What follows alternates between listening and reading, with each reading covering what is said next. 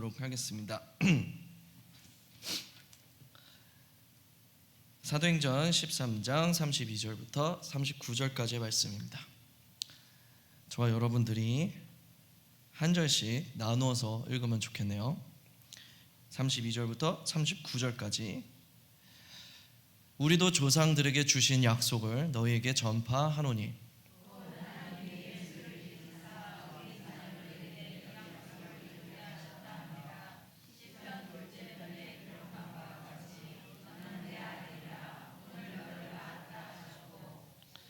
또 하나님께서 죽은 자 가운데서 그를 일으키사 다시 썩음을 당하지 않게 하실 것을 가르쳐 이르시되 내가 다윗의 거룩하고 미쁜 은사를 너희에게 주리라 하셨으며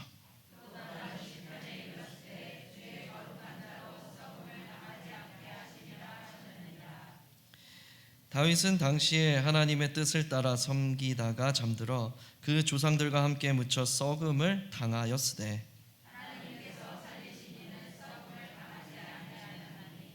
그러므로 형제들아 너희가 알 것은 이 사람을 힘입어 죄사함을 너희에게 전하는 이것이며 또 모세의 율법으로 너희가 의롭다 하심을 얻지 못하던 모든 일에도 이 사람을 힘입어 믿는 자마다 의롭다 하심을 얻는 이것이라. 아멘. 할렐루야. 풍성한 은혜와 사랑과 축복이 주님을 사모하는 여러분의 심령마다 충만하게 공급되기를 간절히 축복드립니다. 아멘. 우리 계속해서 비시디 안디옥에서 사도 바울이 설교했던 내용, 성경에 기록된 사도 바울의 첫 설교 내용을 우리가 계속 쭉 이어서 보고 있습니다. 오늘의 파트는 이제 예수 그리스도에 대해서 이야기를 하고 있습니다. 예수님을 하나님이 사람들에게 주셨으나 사람들은 그를 배척하고 종교 지도자들은 백성들을 선동해서 빌라도를 겁박하여 예수님을 십자가에 못 박는 데 성공합니다. 그러나 그것은 하나님 아버지께서 이전부터 태초부터 이 인간들을 구원하시기 위해 계획하셨던 계획의 일부였습니다. 곧 예수님께서 하나님의 뜻대로 다시 부활하게 되셨을 때 많은 제자들 앞에 자신의 부활하신 몸을 보이시고 친히 살아나셨음을 증거하셨습니다. 그래서 500명 정도 되는 그 제자들이 예수님의 살아계심을 직접 목격하고 게다가 그들이 보는 앞에서 승천하여 올라가시는 그 장면까지 그들이 모두 목격을 했습니다. 그래서 그들은 그 주님이 공생애를 시작하면서부터 그리고 죽으시고 부활하시고 승천하시기까지의 모든 일들을 다 목격한 사람들로서 주님의 죽으심과 부활을 증언하는 증인이 되었습니다.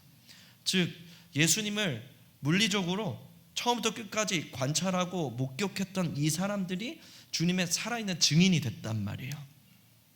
그런데 놀라운 것은 오늘 본문 말씀에서 바울이 설교 가운데서 우리도 전파한대요. 근데 바울은 사실 예수님의 이 죽으심과 부활의 그리고 승천하시는 모습을 직접 본 사람이 아니거든요.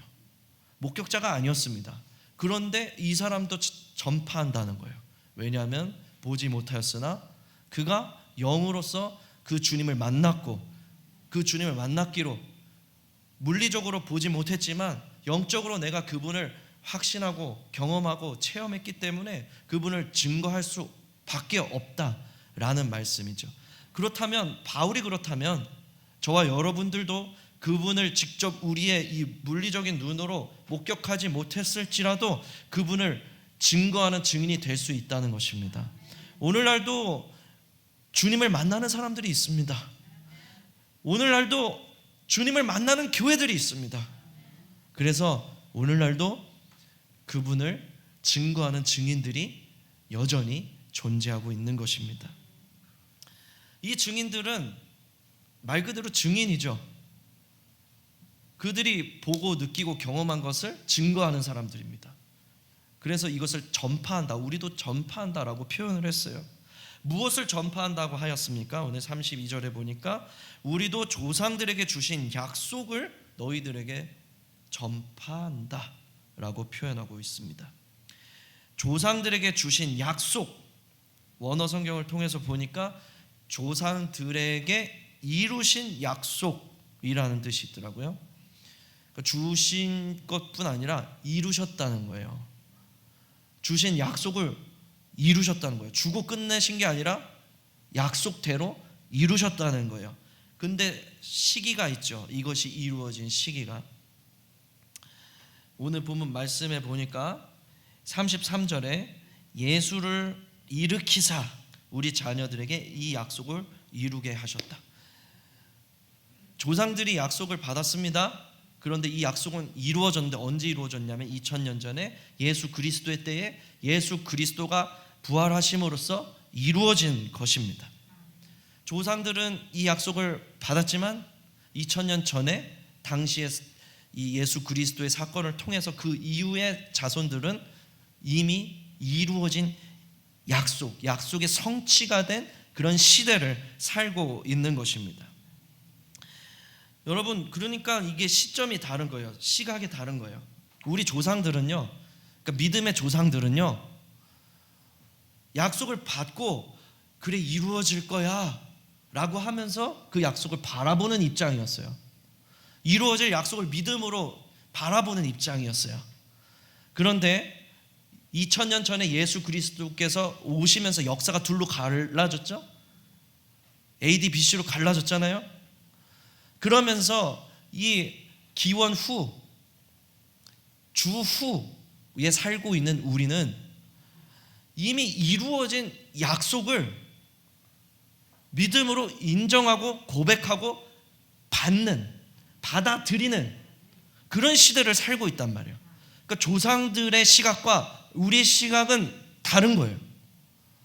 그래서 우리는, 조상들은 믿음으로 이루어질 거야 하면서 봤지만 우리는 이미 이루어진 사실을 인정하고 고백하고 받아들이는 그런 시대를 살고 있단 말이에요. 그래서 여러분, 이 우리의 오감을 통해서 우리는 사물을 관찰하고 그리고 그 사실을 인정하고 받아들이는 그런 오감의 존재잖아요. 감각의 존재잖아요. 그런데 또 다른 감각이 있단 말이에요. 그것은 영감이에요. 영감. 그렇죠?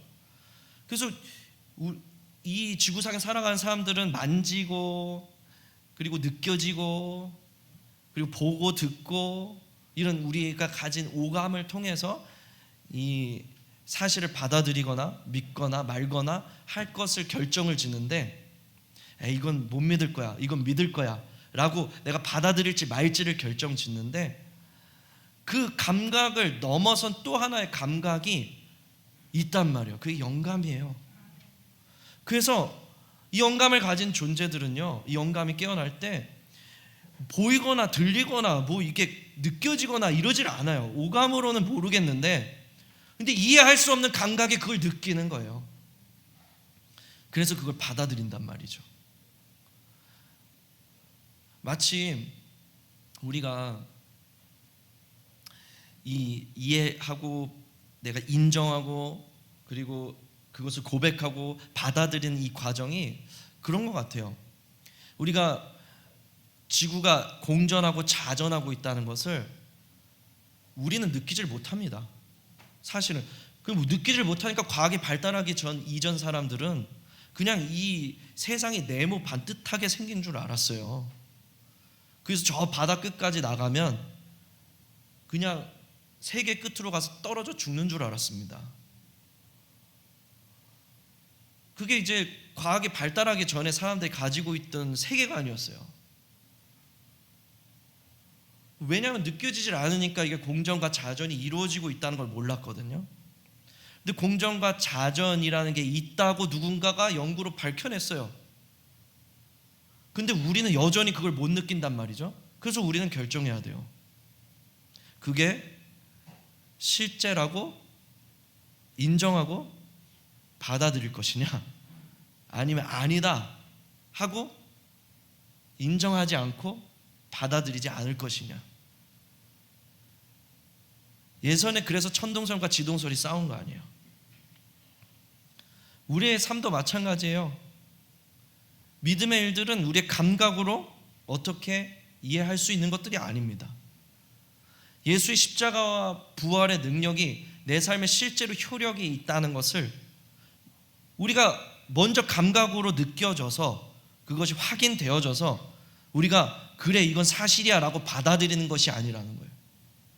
오히려 우리가 그것을 보이지 않지만, 느껴지지 않지만, 경험되어지지 않지만 그것을 인정하고 고백하고 받아들임으로써 그것을 향한 제 삶의 감각이 우리 가운데 열리게 된다는 거죠. 그래서 믿음의 사람들은 뭔가를 보여서 믿는 게 아니라 믿음으로써 보게 되는 사람들이란 말이에요. 그래서 이 조상들이 살던 시대와 우리가 살던 시대의 어떤 시점이 조금 다른 거죠.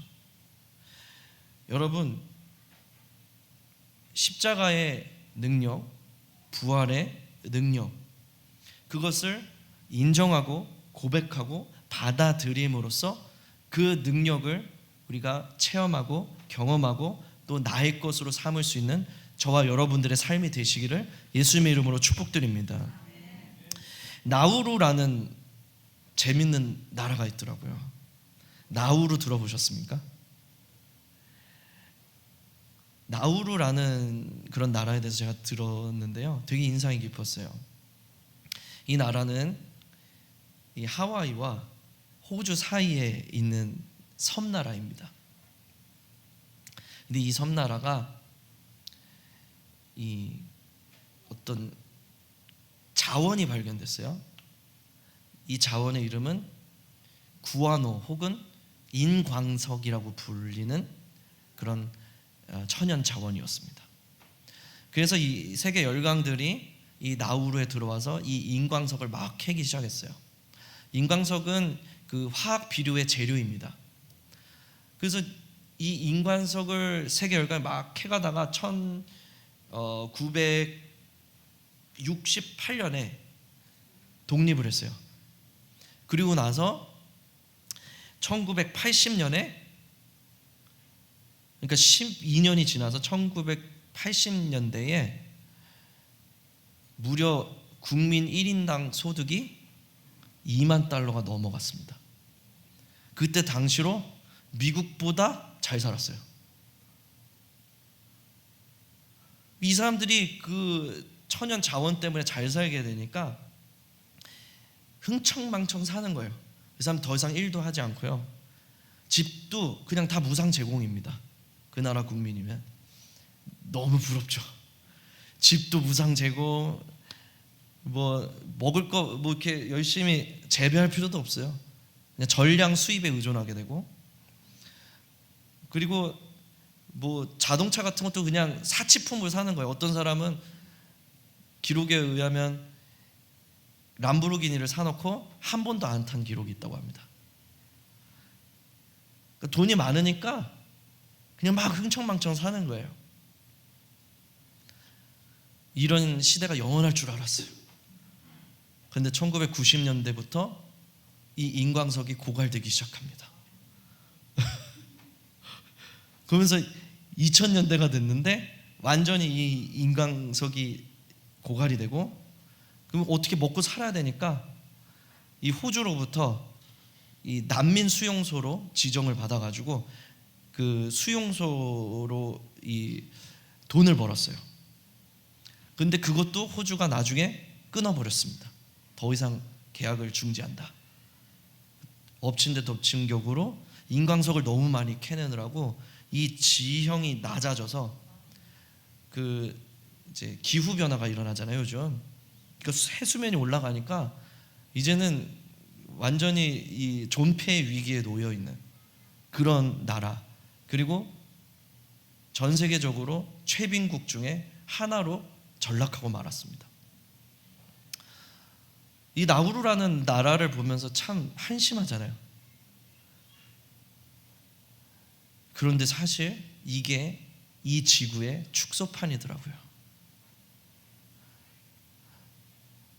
나우루가 이 자원이 영원할 줄 알고 그 자원만 믿고 흥청망청 살다가 그렇게 비참한 멸망의 길을 걸었습니다. 근데 이걸 확대해 보면 지구예요. 지구의 자원이 뭐 영원하겠습니까? 그런데 이 지구상에 사는 우리들도 나우루 국민들처럼 지금 이 지구가 영원할 것처럼 그렇게 이 세상에 그냥 파묻혀서 이 세상에 안주하여서 그렇게 살아가고 있더라는 거죠. 사실 나우루라는 나라는 우리들 모두의 자화상이더라는 거예요. 모세가 이스라엘 백성들을 출애굽시키고 그리고 광야에서 이끌고 그리고 요단 건너편, 요단 동편에 모압 평지에까지 이스라엘 백성들을 인도했습니다. 근데 거기까지가 모세의 역할이었어요. 그래서 그 모압 평지에서 유언을 남깁니다. 그게 신명기입니다. 신명기는 모세의 유언이에요. 근데 그 유언 중에서 이 모세가 뭐라고 이야기를 하냐면 너희가 하나님께 등 돌리면 그 땅에 들어가서 너희가 배부르다고 하나님께 등 돌리면 하나님이 주신 그 아름다운 땅에서 속히 멸망할 것이다. 이런 경고의 말씀을 주었습니다. 그리고 나서 모세 사후에 여호수아가 이끌고 그 가나안 땅을 정복하고 그 땅을 평정하고 이제 여호수아도 자기의 과업을 다 끝냈을 때 이스라엘 백성들을 위해서 유언을 남기는데 여호수아 23장 16절에서 모세와 똑같은 말을 남깁니다. 너희가 하나님께 등 돌리고 우상 숭배 짓거리하고 그러다가 반드시 하나님이 주신 이 아름다운 땅에서 속히 멸망하게 될 것이다. 똑같은 유언을 남겼어요. 여기서 발견되어지는 영적 법칙이 있죠. 첫 번째, 사람은 아름다운 땅에서 망합니다. 사람은요, 자기가 처한 그 위기의 땅에서 망하지 않습니다. 오히려 정신 바짝 차리죠. 아름다운 땅에서 망해요. 대한민국의 위기가 무엇입니까? 휴전 상태가 오래돼 있다 보니까 지금 전쟁이 끝난 줄 알아요. 안주하고 정신 못 차리고 있는 거예요. 배부르니까 아름다운 땅에서 망하게 되더라는 겁니다. 만국의 길은 배부를 때 생겨요. 아름다운 땅에서 생겨요.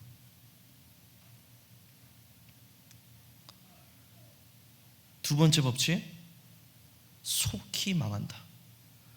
망하게 되면 만국까지 가는 그 기간은 있을지 몰라도 한 번 무너지기 시작하면 높은 건물이 순식간에 주저앉는 것처럼 순식간에 망한다.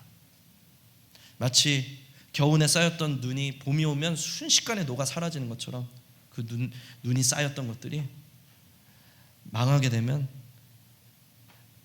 봄이 오는 딱 그 순간, 봄균이 완연해지는 그 순간 순식간에 녹아 사라져 버리는 거죠. 속히 망하고 흔적도 없이 사라집니다. 사랑하는 여러분,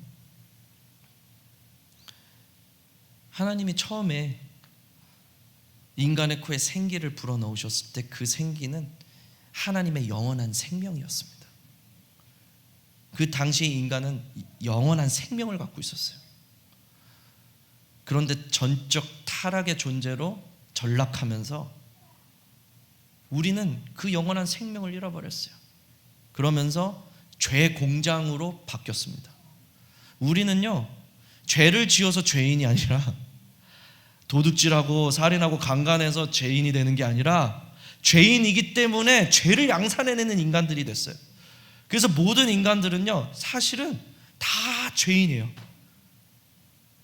걸린 죄인, 안 걸린 죄인, 운이 나빠서 걸려가지고 과태료 물고 혹은 감옥에 갇히고 빨간 줄 간 죄인이 있는가 하면 운이 좋아가지고 안 걸려서 죄인 아닌 척하고 살아가는 그런 죄인이 있는 거죠. 모든 사람은 죄인이라고 성경은 말하고 있습니다. 죄의 공장이기 때문에 죄가 쉴 새 없이 나온다는 거예요. 생각하는 것마다, 말하는 것마다, 행동하는 것마다 하나님을 반역하는 그 생각과 말과 행동들이 우리에게서 나온다는 거예요. 즉 태어나면서부터 죽음을 향해서, 태어나면서부터 죄와 저주와 멸망을 향해서 달려가는 게 바로 인간이더라는 거죠. 하나님이 아름다운 세상에 창조하셨으나 그 아름다운 땅에서 신속하게 멸망을 향해서 달려가는 존재가, 그 허무한 존재가 바로 인생이더라는 거예요. 저와 여러분들이 그런 존재라는 겁니다. 아무리 대단한 것을 이 땅에서 이룬 사람이라 할지라도 본질은 허무한 인생이라는 거예요. 순식간에 한 줌의 흙덩어리가 되고 말, 교통사고 한 번으로, 비행기 사고 한 번으로 순식간에 한 줌의 흙덩이로 변해버릴, 죄와 저주와 절망에 갇혀서 헤어나올 수 없는 그런 존재가 바로 저와 여러분들이라는 것입니다. 그런데 본문은 그런 존재인 우리가 썩음을 당하지 않는 길을 제시하고 있습니다. 죄와 저주와 죽음을 이기시고 부활하신 유일한 존재가 있었으니 그분이 바로 예수 그리스도, 그리고 그분 안에 있는 자마다 그 첫 열매이신 예수 그리스도를 쫓아 부활의 존재가 된다는 것. 너는 나를 믿는 자는 죽어도 살겠고 무릇 살아서 나를 믿는 자는 영원히 죽지 아니한다는 것을 믿느냐.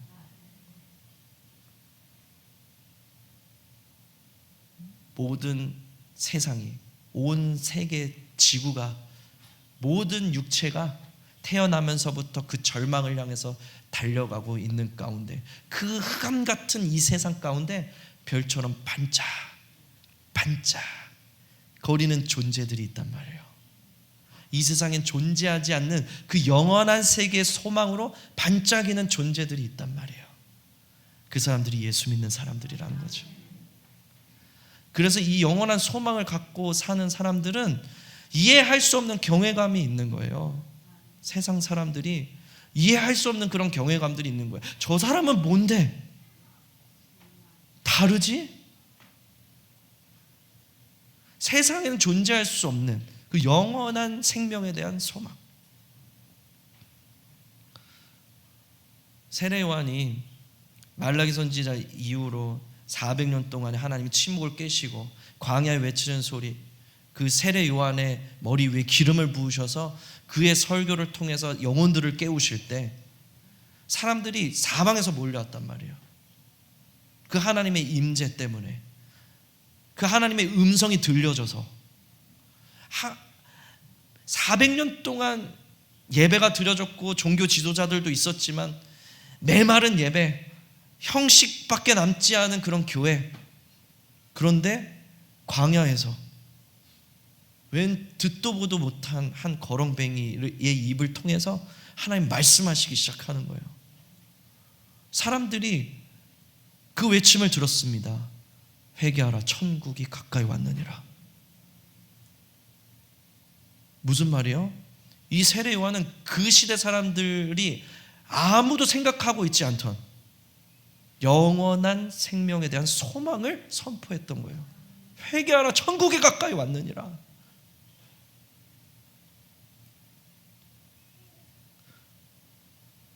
거기에 대해서 이 사람들이 엄청난 경외감을 느꼈어요. 그래서 사람들이 자꾸만 세례 요한한테 가서 이런 얘기를 합니다. 네가 혹시 그리스도가 아니냐? 네가 혹시 그리스도가 아니냐? 그래서 세례 요한이 때마다 나는 그리스도가 아니다, 나는 그리스도가 아니다, 나는 그리스도가 아니다 라고 말해야 할 정도였습니다. 사랑하는 여러분, 이 칠흑과 같이 어두운 세상에서 반짝반짝 빛나는 사람들은 세상에서 난다긴다 하는 사람들이 아니라 영원한 소망을 가진 사람들이라는 거예요. 세상도 본능적으로 그걸 느껴요.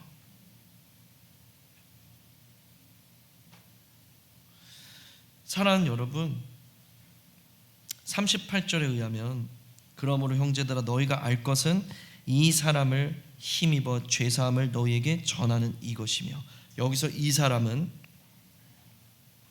예수님을 뜻하는 것이고, 힘입는다로 번역된 헬라어를 보니까 통하여 라는 뜻이 있더라고요.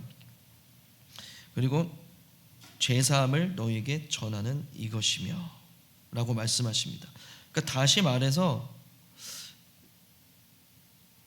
이 부분을 좀 더 명확하게 말씀을 드리면, 예수님을 통해서 너희에게, 지금 이 말씀을 듣고 있는 너희에게 이 죄사함이 전해지고 있다는 것을 깨달아라. 알아라. 너희가 알아야 될 게 있다. 지금 이 말씀을 듣는 너희에게, 이 말씀 앞에 나온 너희에게 이 죄사함의 권세가 지금 전해지고 있다는 것을 네가 알아야 한다 라는 말씀을 하고 계신 거예요. 죄사함의 권세는 무엇입니까? 죄는 이 세계를, 그리고 모든 인류를 태어나면서부터 절망을 향해, 멸망을 향해 달려가게 만든 바로 그 근본 원인입니다. 그것을 제거하신다는 거예요. 사랑하는 여러분, 그래서 우리가 말씀 앞에 서야 되는 거예요. 여러분, 우리의 제3의 감각, 영감은요, 세상에서 굴러다니다 보면 어느새 사라져버려요. 그래서 아무것도 못 느끼겠어 이제 더 이상. 여러분 경험해 보셨죠? 세상에서 막 정신없이 굴러다니다 보면 이 영감이 사라져서 아무것도 안 느껴져요. 말씀에 대한 확신도, 예수 그리스도의 능력이 내 안에 있다는 것도 분명한 사실임에도 불구하고 그게 안 느껴져. 그 감각이 죽어버려서. 근데 그 말씀 앞에 나아가서 그 말씀 앞에 엎드려지면, 그 앞에서 엎드려서 기도하면 여러분 어느새 영감이 살아나는 걸 느껴요. 이 영감이 살아나면 우리가 다시 확신하잖아요. 다시 세상에 이길 힘을 얻잖아요.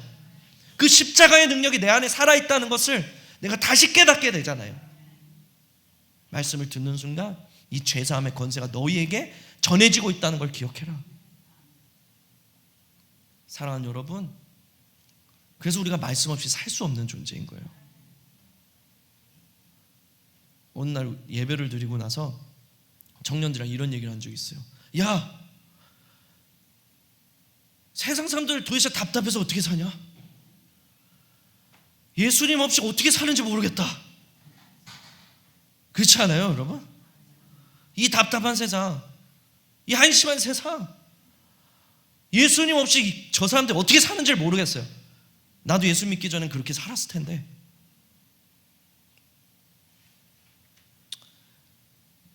여러분, 기독교의 구원관은 세상의 구원관과 다릅니다. 세상 모든 종교들은요 다 동일한 게 있어요. 동일하게 말하는 게 있어요. 네 자신이 너를 구원한다는 거예요. 너의 열심이, 너의 그 특심이 너를 구원할 거라는 거예요. 그래서 그렇게 108배 드리고, 그렇게 앞에 와서 비나이다 하고 많은 돈을 싸다 바치고 무릎으로 그 계단을 막 기어 올라가고, 그 열심 끝에 내가 열반, 해탈에 다다른다는 게, 그게 세상의 종교의 핵심 가치입니다.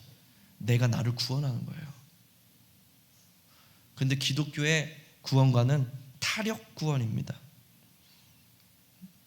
나의 메마름을 내가 해결할 수가 없는 거예요. 외부로부터 와야 되는 거예요. 그래야만 사는 거예요. 근데 외부로부터 그게 내 안에 임하려면 이 마음 문에는 밖에서는 열 수가 없어요. 밖에는 문고리가 없어요. 근데 안에서만 열 수 있어요. 이 안에서 열어주는 행위가 무엇입니까? 2000년 전에 이루신 그 십자가와 부활의 능력이 이미 이루어진, 나를 위해 이루신 사실임을 인정하고 고백하고 받아들이는 것입니다. 주님, 내가 믿음으로 받아들입니다. 열어드릴 때 그 능력이 우리 가운데 임하는 거예요. 사랑하는 여러분, 이 세상엔 소망이 없습니다. 결국 모든 인생은 열심히 달려간 결과 한 줌의 흙이 되고 말 것입니다. 그러나 이 흑암 같은 세상 가운데에서 반짝반짝 빛이 나는 그런 존재들이 있으니 그 사람들이 바로 예수 그리스도의 사람들인 줄로 믿습니다. 세례 요한은 회개하라 천국이 다가왔노라 왔노라 하면서 그 초림 예수님을 예비하는 사람이 되었습니다. 그러나 그 예수님 승천 이후에 이 성령의 시대에 살고 있는 저와 여러분들은 다시 오실 주님을 예비하는 존재들입니다.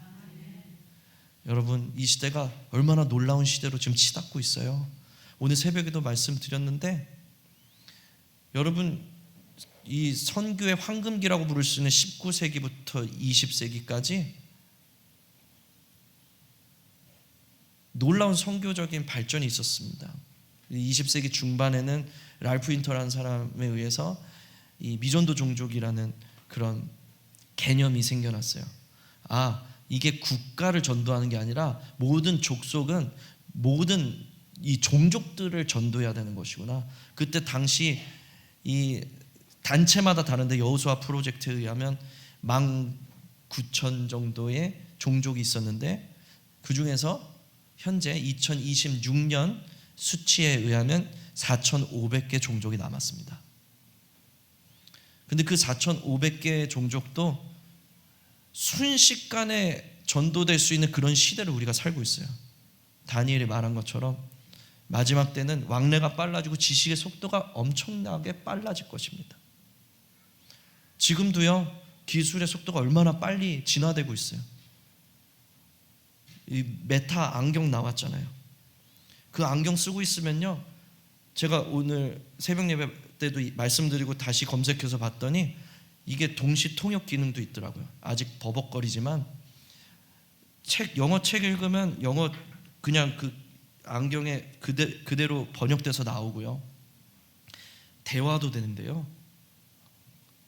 동시 통역으로.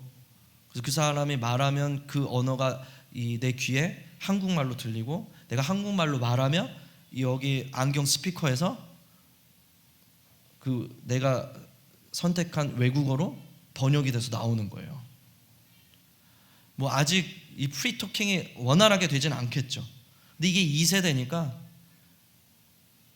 지금 같은 기술 발달 속도면 순식간에 뭐 3세대, 4세대, 5세대 계속 나올 겁니다. 그런 시대로 우리가 살고 있어요. 여러분, 종족들을 전도하는데 가장 큰 장벽이 뭐예요? 언어예요. 그리고 국가입니다. 국가의 장벽이 무너지고 있고 언어의 장벽이 무너지고 있어요. 여러분, 진짜로요, 19세기, 20세기 때 선교하시던 분들은 죽어서 갈 천국을 바라보며 선교를 했지만, 지금 21세기에 살고 있는 저와 여러분들은요, 우리가 살고 있는 동안에 구름 타고 내려오실 주님을 바라보면서 선교를 해야 돼요. 그리고 이 마지막 때로 가면 갈수록 교회는 양분화될 겁니다. 깊은 잠에 빠지는 교회가 있는가 하면 깨어서 주님 오심을 예비하는 교회들이 있을 거예요. 사랑하는 여러분, 이제는 정말로 우리가 갈 천국이 아니라 우리 가운데 임할 천국을 우리가 기다리는 거룩한 신부의 모습으로 우리가 변화되어져야 될 줄로 믿습니다. 사랑하는 여러분, 그러므로 반짝반짝 이 어두운 밤 가운데서 빛나는 그리스도의 사람들이 되시길 축복드립니다. 이 세상 사람들 오감에 의지해서 이 세상이 전부인 것처럼 그 나우루 국민들처럼 살아가지만, 우리도 그 어두운 세상에 던져졌지만 우리는 그 영원한 소망을 가지고 그 주님의 나라를 바라보면서 다시 오실 주님을 예비하는 거룩한 신부로서 준비될 수 있는 저와 여러분들 되시길 바랍니다. 우리 함께 찬양하시고 기도하시면 좋겠습니다.